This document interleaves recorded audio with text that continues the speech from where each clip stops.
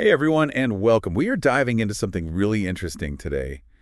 Um, The Anxious Generation by Jonathan Haidt. Oh, Have yeah, you heard of this one? absolutely. It's a good one. Yeah, it seems really relevant today, obviously, by the title alone. Yeah. But he's really looking at why Gen Z seems to be more, I don't know, what's the word? Emotionally expressive than previous generations, especially those of us who, grew up before smartphones were glued to our hands. Right. And I think, just to kind of launch us into this whole conversation, Haidt starts off with this really interesting hypothetical, and that is, what if we raised kids on Mars? Okay, so besides needing, like, I don't know, some space diapers, Yeah. what does that even have to do with teenagers and anxiety here on Earth? Well, his point is that the way that kids are growing up now, with this constant digital connection, less sort of real world experience, is so different from how humans have evolved over, thousands of years, that it's almost like they're being raised on a different planet. So less tree climbing and more like Mars rover climbing. Exactly. Okay, I see the analogy there. Yeah. But is Generation Mars, as we're calling them, are they actually struggling more than, let's say, millennials like us who had flip phones and dial-up? Yeah, and sadly, the numbers are actually pretty convincing. Okay. Haidt points to a massive rise in what are called internalizing disorders in teens since, the early 2010s. Yeah, those are... So we're talking anxiety and depression, the okay. kind of struggles that, we deal with more on the inside. And I'm guessing those numbers aren't small. Not at all. Since 2010 alone, major depressive episodes in teens have gone up by, get this, 150%. Oh, wow. So a significant increase in a pretty short period. Wow, that's a lot to unpack there. Yeah. And I know Haidt really dives into how this impacts girls and boys differently. But before we get there, can you just paint a picture of what he sees as kind of the turning point? Like, what was the big shift? Yeah, absolutely. And he really pinpoints the early 2010s as kind of this pivotal moment. Okay. And the reason for that is because that's when smartphones became like the must-have item Gosh. for teenagers. Every teen had to have one. Exactly. And he calls this the great rewiring. So less like Saved by the Bell and more like Black Mirror. You got it. But it's interesting because it's really deeper than just screen time. Okay. It's about a fundamental shift in how we socialize, especially for young people, and how that moved online. That's true. And that impacts everything, like, how we make friends, how we sleep. Even just the way we experience boredom is different now. Yeah, remember when you actually used to have to wait for something Right. and be bored? Exactly. Instead of just instantly filling that void with whatever's, in our pockets. Exactly. But okay, so how does he then connect this great rewiring to this rise in, anxiety and depression? So this is where I think things get really interesting. Okay. Because Haidt's argument is that we've shifted from what he calls a play-based childhood to a phone-based childhood. So we're all raising like little app developers. Right. Well, maybe, but not necessarily. I get you. Yeah. But we've traded, building forts and playing tag for things like TikTok and just, endless scrolling on Instagram. Yeah, it's true. It's true. Yeah. But I think some people would say, wasn't all that running around, just kids being kids? Like, Yeah. how does he see that as actually beneficial? So Haidt actually believes that this unstructured, self-directed type of play was crucial for healthy development. Interesting. Yeah, he kind of sees it as like a boot camp for life, Like if you're playing tag, you're learning to calculate risk. Okay. If you lose a game, you're building resilience. Right. So these were low-stakes ways to kind of navigate wins and losses and everything in between. Yeah, those micro failures, micro wins. Exactly, and to Yeah. kind of learn how to cope with that. Yeah. And we don't really have that as much anymore. That's a good point. So it's like we've traded in those boot camps for like virtual ones, Yeah. which I guess kind of explains like the pull of video games, especially for boys, right? Exactly. And, he talks about how, boys especially are really drawn to video games. Yeah. And it's not just, because they're fun, Right. but they can provide this sense of agency and control Yeah. that maybe they're not getting as much in their regular lives. Which makes sense if you're like, overscheduled, overprotected. Exactly. You can actually be the hero in a video game, even if it's, in this virtual world where the biggest risk is your mom yelling at you to come to dinner. Totally. And Haidt, he's not saying video games are all bad. Right. he acknowledges that there can be some benefits there, Okay. Like a lot of these games require problem solving, Yeah. strategic thinking, often teamwork, especially if you're playing, online with Well, others. it's not a total digital wasteland. Yeah, There's some good mixed in with the, exactly. less constructive aspects, I guess. Exactly. Yeah. Exactly. But like anything, moderation is key, right? Right. Just like with, that extra slice of pizza. Okay. Yeah. Moderation is key. I get it. And Haidt emphasizes that, excessive gaming can lead to things like social isolation Oh, for sure. and Yeah. even, addiction. Yeah. Those dopamine hits are real. More real than that time I thought I could, like, pull off skinny jeans. There you go. Okay, but it's like, especially for boys who are already experiencing, this decline in those unstructured play opportunities. Right. It's like video games become the main event.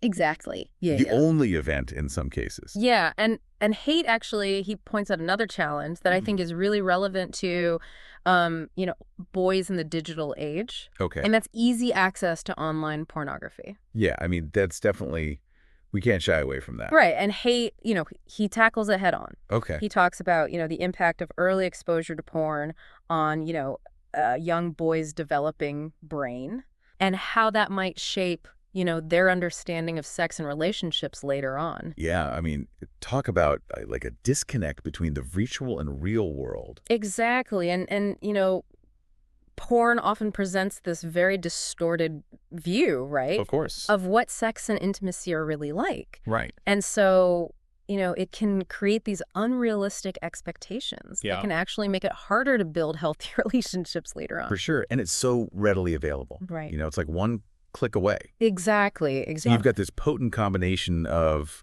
like, you're potentially more socially isolated because of excessive gaming, and then you're also, maybe being exposed to these really unrealistic portrayals of intimacy. Right. No wonder hate is, Sounding the alarm bells. Yeah.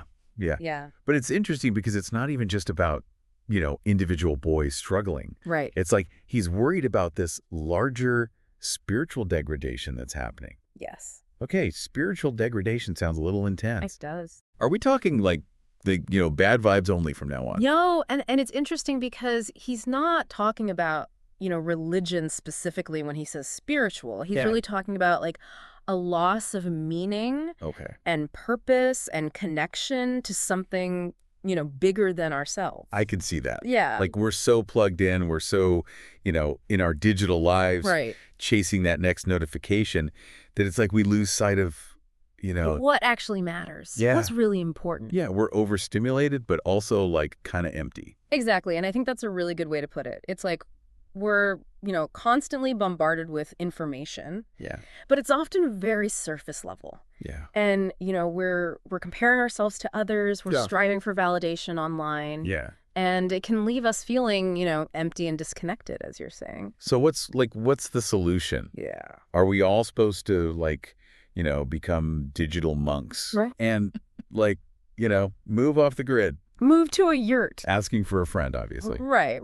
And to be fair to Haidt, he's not saying we need to go full Luddite here. No. But he does emphasize, like, the need to kind of counterbalance these negative impacts. Okay. And thankfully, he's got some ideas. Okay, good. Yeah. Don't leave us hanging. Right. So how do we start tipping the scales in a more positive direction? So Haidt is a big proponent of what he calls, collective action. Okay. He really believes that, to create meaningful change, we need governments, tech companies, schools, parents, we all need to kind of get on board. Okay, so this is like a multiplayer game situation. Exactly. We got to coordinate Exactly. if we want to win. Exactly. So where do we even begin? Okay, so it sounds like we need a solid game plan if we're going to tackle this spiritual degradation and like get our kids off Mars. Yeah, and he really lays out this multi-pronged approach. He believes that governments actually have a really crucial role to play here, Okay. especially when it comes to holding tech companies accountable. Okay, so less move fast and break things and more like, Right. let's make sure our kids aren't the ones getting broken. Exactly. And he actually argues for something he calls a duty of care. A duty of care. Okay. Which would basically legally oblige these companies to put the well-being of kids using their platforms first. So what does that look like in real life? Are we talking like, internet safety pledge Right. signed in triplicate. Think more like, concrete regulations, similar to what we have for like food safety Gotcha. or toy manufacturing. Right. One of the things he suggests is raising the age of internet adulthood to 16, 6C, wow, okay. which would give kids more time to kind of mature Yeah. before they're, thrown into the wilds of social media. I mean, it makes you wonder if, like, 13-year-olds should be, managing their own fences anyway. But Right. okay, besides, like, delaying the social media plunge, Yeah. what else does he talk about? So he's also a big advocate for like way stricter age verification. Okay. So making it a lot harder for kids to lie about their age Right. and access content that they're not ready for. Which is like everything on the internet, right? Pretty much. At least that's what it feels like. Yeah, I mean, he even suggests like a system where parents could register Oh, interesting. their child's device as belonging to a minor, and that would like automatically restrict Oh, wow. certain sites and content. Okay, so those are some big swings, I guess, aimed at like the tech industry. But Right. what about like us parents? Right. Like, what are we supposed to do? Yeah, he definitely does not let parents off the hook. Okay. In fact, he calls for like a major shift in parenting norms, Oh, starting with embracing what he calls reasonable childhood independence laws.